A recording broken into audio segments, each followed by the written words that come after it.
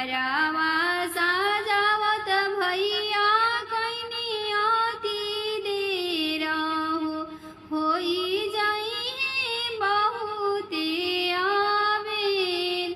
गोड़ावा सजावत पापा कैनी अति देरिया होई जाई बहुते आबेर। होई जाई बहुते आबेर।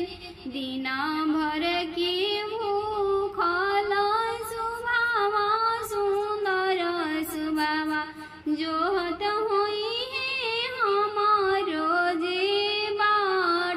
खोजत होई स्वामी जी के बाट। अतना वचन जब सुनेले पापा हो बबुआ के देले समझाय। बाबू के देले समझाय। अबही तो बबुआ हो सुभावो ना देखल हो। अभी कैसे आवेली याद। अभी कैसे आवेली याद।